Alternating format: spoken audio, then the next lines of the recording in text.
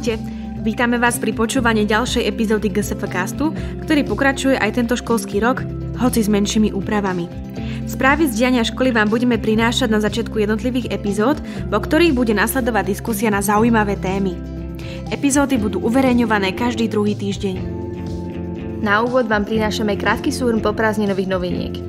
Škola prešla cez leto viacerými interiérovými úpravami. K celkovej spokojnosti dopomohli zrenovované toalety aj nové šatne v priestoroch bývalej posilňovne pri veľkej telocvični. Boli vynovené niektoré stried a pri starom vchode odbudli 3 delikomaty, ktoré však po rekonštrukcii malej telocvične majú vrátiť na svoje miesto. Našu školu aktuálne navštevuje 378 žiakov. Na školskom internáte je ubytovaných 34 študentov stredných škôl, z čoho GSFákov je 21. Do 12. septembra sa môžete tiež prihlásiť na záujmové krúžky.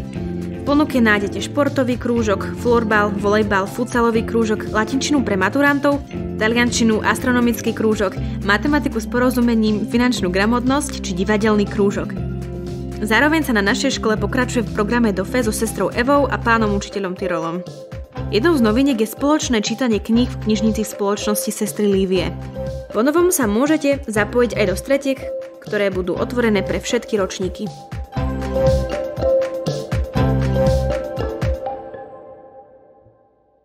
Takže teraz môžeme prejsť na tému tohto týždňa, ktorou je stres. Porozprávame sa o tom, ako sa delí, ako sa prejavuje a hlavne sa budeme rozprávať o tom, ako s ním pracovať. Predpokladám, že stres už zažil každý z nás, aj vzhľadom na to, že sme študenti a v škole sa stresu tak úplne nedá vyhnúť. Vo všeobecnosti poznáme rôzne typy stresov a nie všetky možno považovať za negatívne alebo zlé. Aj stres sa koniec koncov vyvinul ako evolučná stratégia, pretože v niektorom bode ľudia pravdepodobne utekali pred medveďmi a rôznymi nebezpečiami. A na toto je stres dobrý, že dokáže dodať potrebnú dávku energie, ktorá vás rýchlo dostane do stavu boja alebo útek. Pohotovosti. Áno. A mnohokrát to asi našim predkom aj pomáhalo a zachránilo im to životy. Hoci v dnešnej dobe často býva reakcia boj alebo útek trošku neprimeraná vzhľadom na tie veci, ktoré stres vlastne vyvolajú, ako napríklad písomka. A stresov poznáme viacero typov. Presne tak. Napríklad najrozšírenejší a najčastejší, respektíve najbežnejší je akutný stres, ktorý trvá krátko. A prejavuje sa najmä, keď potrebujeme niečo veľmi rýchlo zmobilizovať alebo dosiahnuť. Napríklad, keď sa potrebujeme pripraviť na písomku, alebo už priamo píšeme písomku a máme stres, sme nervózni z toho, aký výkon podáme. Medzi najbežnejšie príznaky stresu napríklad patria zmeny nálad, pocity úzkosti, bolesti hlavy či problémy so spánkom. A problémy so spánkom sa asociujú najmä s chronickým stresom. Áno, to je taký, ktorý trvá dlho, alebo dlhšie, ako by sme chceli. Súvisí najmä s nejakými obdobiami, ktoré prežívame a sú pre nás náročnejšie. Môže to byť napríklad skúškové obdobie, alebo si prechádzame ťažkým rozchodom. Môže to byť naozaj hocičo, ale väčšinou sú to nejaké negatívne udalosti, ktoré nás ovplyvnili a zaťažujú nás ešte dlho potom, ako sa už udiali. Takýto stres môže mať aj veľmi negatívne vplyvy na telo a je to ten stres, ktorému sa väčšinou snažíme čo najviac vyvarovať. Paradoxne priamo úmerne s našou snahou redukovať stres sa môže podstatne znásobovať v tých prejavoch a je častokrát najakútnejší a najserióznejší z hľadiska nejakej záťaže organizmu a tak ďalej. Avšak poznáme aj pozitívny druh stresu. Áno, okrem tých, ktoré sú hlavne negatívne, poznáme aj jeden, ktorý nás ovplyvňuje pozitívne a to je eustres, ktorý spôsobí, že sa jednorázovo vieme nabudiť a podať lepší výkon. Čiže ho môžeme využívať alebo ho pociťujeme pri možno nejakých prejavoch, keď potrebujeme podať nejaký výkon, súťažiť a uspieť. V športových aktivitách napríklad športovci často zažívajú práve tento eustres, ktorý im dovolí podať o mnoho väčší výkon, pretože ich telo sa zaplaví adrenalínom. Vedia z neho vyťažiť lepší výsledok. Čiže, aby sme to zhrnuli, poznáme rôzne typy stresov. Vo všeobecnosti sa delia hlavne na krátkodobé a dlhodobé a ďalej na eustres a distres, respektíve pozitívne a negatívne typy stresov. Keď už však teda zažívame ten stres, ako sa s ním môžeme vysporiadavať? Evi, čo napríklad robíš ty, keď pociťuješ stres?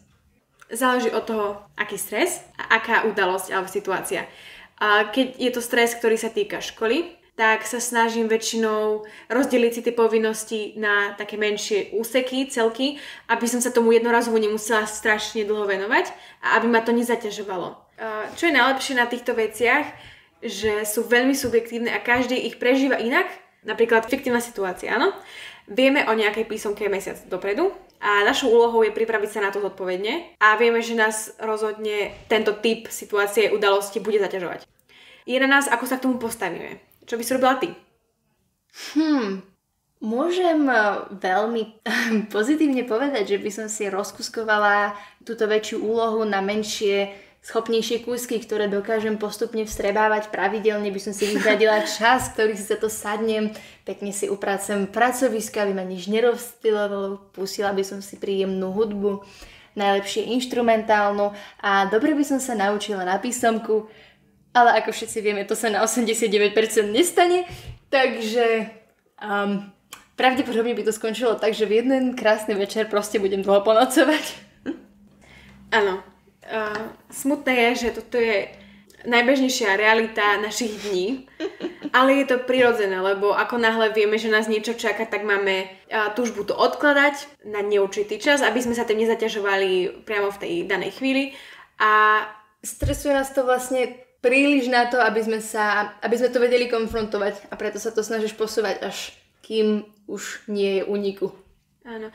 Dá sa tu polemizovať o tom, či je to naozaj nastavenie mysle, alebo nedostatok disciplíny. Lebo keď si to rozoberieš na drobné, tak to súvisí s nedostatkom pevnej vôle, ale zároveň aj s tým, že vnímame na sebe ťažobu tej povinnosti. Ale ja by som to skôr zvalila na to, že nie sme disciplinovaní. Áno, je to tak, musíme si to všetci priznať a ja ruku na srdce to často robím a je to úplne prirodzené a bežné, nikto sa tomu v určitom bode nedokáže vyhnúť. Ale vieme sa voči tomu obrániť a nastaví sa do takého režimu, že mindset typu rozdelím si veci na menšie celky bude môjim nastavením. Až takto ku všetkým tým povinnostiam budem pristupovať, lebo to je najzdravší spôsob, ako naozaj predísť tomu stresu z dlhodobého hľadiska, inak sa to nedá, iné východisko neexistuje. Áno, musíme sa proste naučiť urobiť dobrý time management a nepokúšať sa všetko spraviť naraz, potom už keď sa nedá nič iné urobiť. A nemá to zmysel, pretože jednorázovo zo dňa na deň, z večera na ráno nedokážeme obsiahnuť alebo pochopiť, získať, nadobudnúť všetky tie vedomosti, ktoré by sme takto postupne aj opakovaním a tým cvikom mysle dosiahli. Čiže je to taký nereálny stav a možno tá predstava, že si to odložím a potom sa naučím jednorazovo a nezabudnem to, lebo to bude hneď na druhý deň, to je ilúzia. Ja som sa často stretla napríklad s tým, že mnoho žiakov aj sa to naučilo, takýmto štýlom podobným. Naučilo sa to, že idem predtým a napísali dobré písomku, mali skvelú známku, všetci boli spokojní. Za týždeň si sa ich spýtala na nejakú otázku z témy a nič, prázdno. Blank space? Áno. To sa dá očakávať, lebo pokiaľ je to predmet, ktorý ťa nezaujíma, tak je veľmi pravdepodobné, že to vytesníš. A stačí ti na to aj jeden deň, možno 3 hodiny, takže máme osobné skúsenosti, môžete nám veriť. Sme tu už dlho. A sú niektoré veci, ktoré sa nikdy nenaučíš a tým pádom mi nikdy nemôže zabudnúť, napríklad moje vedomosti z matematiky. Sú neexistujúce, takže som ja nemala zabudnúť. Zároveň však, ak by sme takýto prístup v sebe podporovali, že však sa to naučím zo dňa na deň, tak veľmi často u študentov dochádza k tomu, že to príde na úkor spánku.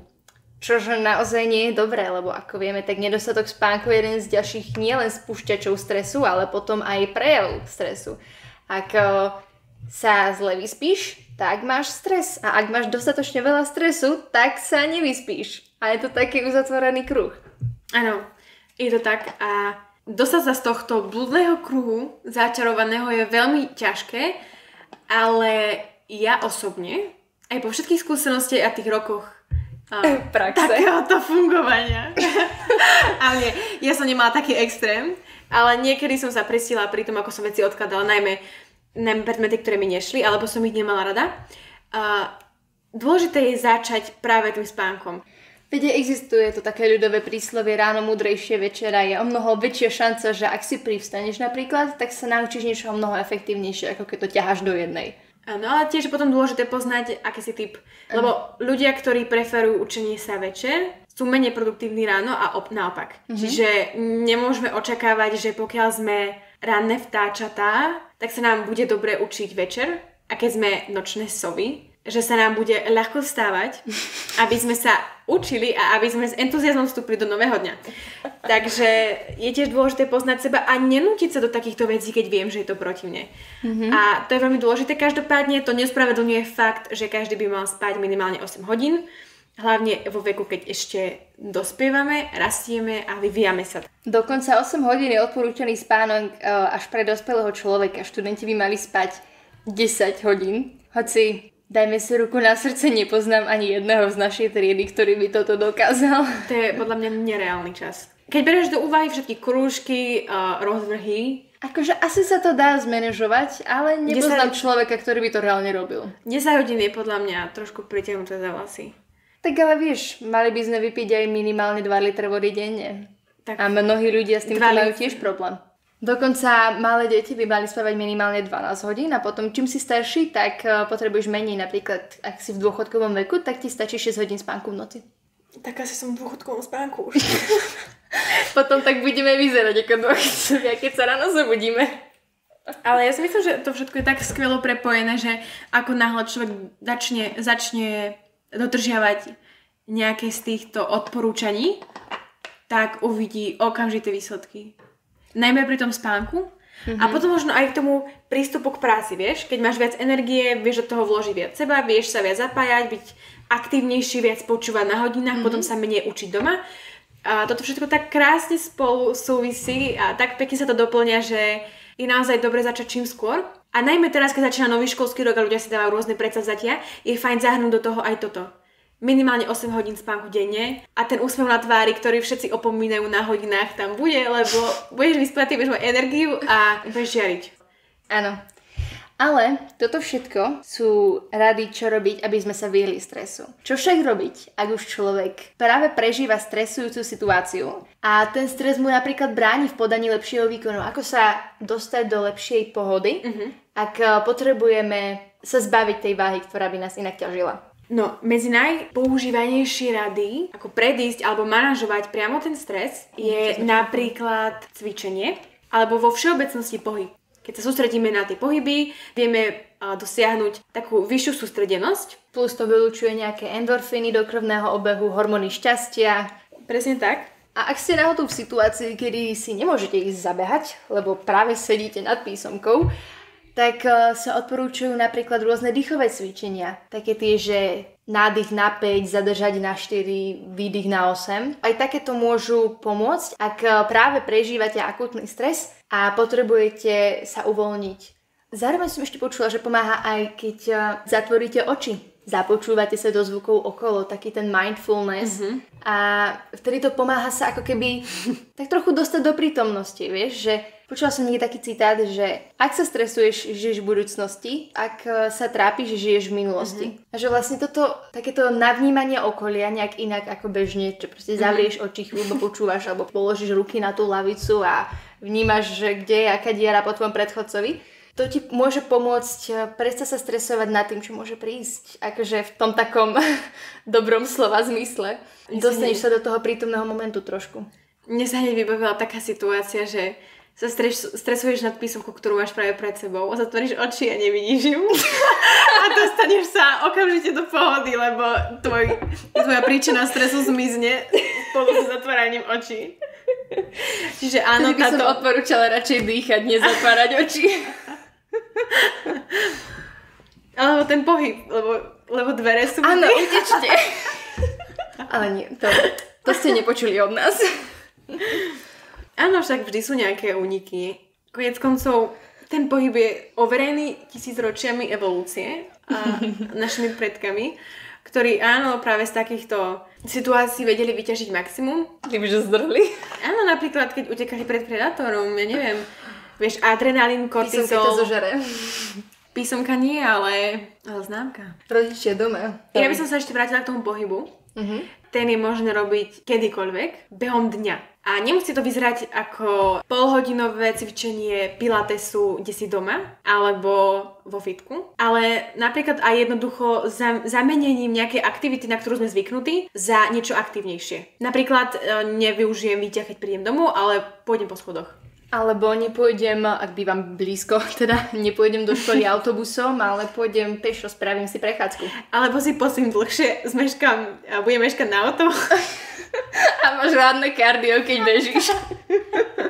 Myslím si, že to by bol práve že zdroj stresu.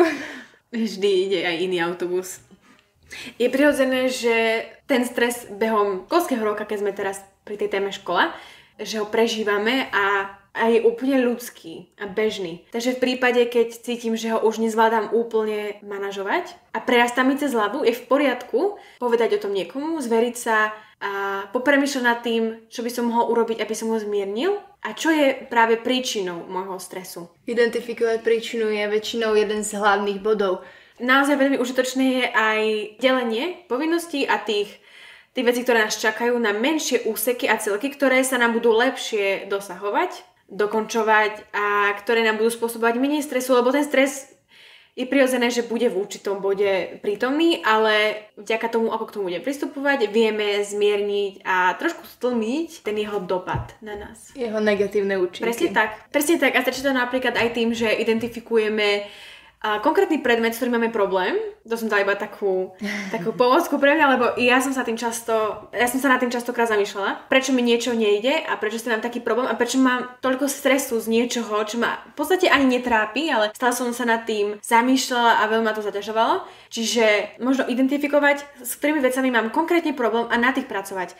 Lebo v každom predmete sa dá vynikať, ak vieš zúžitkovať tie svoje silné stránky. A keď človek napríklad vie dobre rozprávať, tak sa môže učiť tým, že bude niečo niekomu vysvetľovať, pomôže sebe aj druhému a zároveň aj z tých najťažších vecí si vie urobiť niečo, čo mu bude vyhovovať. Áno, podľa toho, aký ste študijný typ, pravdepodobne viete, že existujú rôzne študijné typy. Niekto sa lepšie učí tým, že počúva, niekto sa lepšie učí tým, že to hovorí sám, že niekomu inému vysvetľuje látku. Mnoho ľudí napríklad aj v našej triede, čo poznám, tak sa učí najlepšie, takže vysvetľuje niekomu látku. A ja som napríklad ten typ, ktorý sa najlepšie učí tým, že niekoho počúva, ako vysvetľuje látku. A vtedy je úplne super, keď sa takto napríklad dve dohodneme spolužiačky a niekam si proste sadneme. Jedna je šťastná, že mi vysvetľuje látku a ja som šťastná, že mi niekto vysvetľuje látku a obidve sa to dobre naučíme. Tak určite aj vo vašej triede sa budú dať vytvoriť takéto mini klubíky.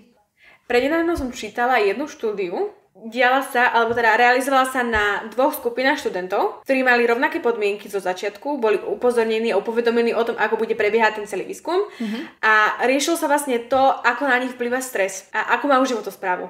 Tieto 2 skupiny ľudí rozdelili na tých, ktorí mali pravidelný kofeín, čiže pravidelne pili kávu, zvykli sa na to, že behom dňa ju dostanú, tú dávku.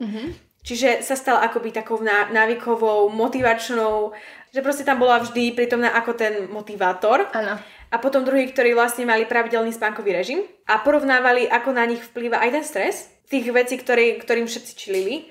A keďže boli študenti, tak zrejme im dávali nejaké úlohy alebo niečo, čo potrebovali splniť do určitého času, do limitu. A zistilo sa, že ľudia, ktorí mali pravidelný spánkový režim, vôbec nepotrebovali kofeín na to, aby ich niečo vzpružilo, čiže látku, ktorá by ich motivovala. Čo sa nedalo povedať o tej druhej skupine ľudí, ktorí vyslovene fungovali tak, že ten kofeín bol hlavný zdroj tej energie.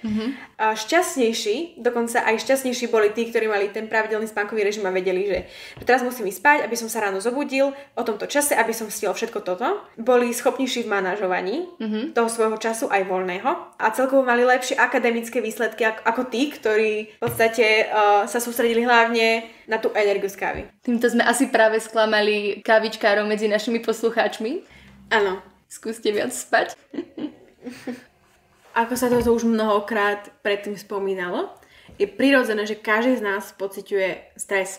Nedá sa mu úplne vyhnúť, bolo by to nereálne a navyše zbytočné, lebo nás vie dohnať k celkom dobrým počinom, pokiaľ je pozitívny a pokiaľ ho regulujeme alebo pokiaľ nie je chronický. Je jasné, že v určitom bode mu budeme čeliť úplne každý. Čím budeme starší, tým ho bude viac. Ale dôležité je to, ako sa s ním vysporiadávame a či stres ovláda nás, alebo my ovládame stres. A rozhodne nemusí byť žiadnym strašiakom, pokiaľ k našim povinnostiam vieme pristupovať zodpovedne, pokiaľ si ich vieme pekne rozplánovať, tak aby nám to vyhovalo, ale je pravda, že každý to má individuálne a to, čo niekomu už môže pripomínať ten chronický distres, môže pre niekoho byť iba začiatok niečoho, čo mu pomôže dosiahnuť vytúžený úspech alebo ten záver, ktorý potrebuje dosiahnuť. Áno, toto bola dnešná téma stres. Tešíme sa na vás opäť o 2 týždne s ďalšou témou, ktorú nám môžete navrhnúť aj vy, a to tým, že nám buď napíšete na náš Instagram alebo na náš mail. Link na všetko nájdete v popise. Ďakujeme, že ste si nás vypočuli až do konca. Pre viac rozhovorov, ale aj naše spravodajské epizódy môžete GSFcast odoberať na Spotify, Google Podcast, YouTube či tam, kde počúvate svoje podcasty. Sledujte nás aj na Instagrame ako GSFcast. Tešíme sa na vás opäť o 2 týždne.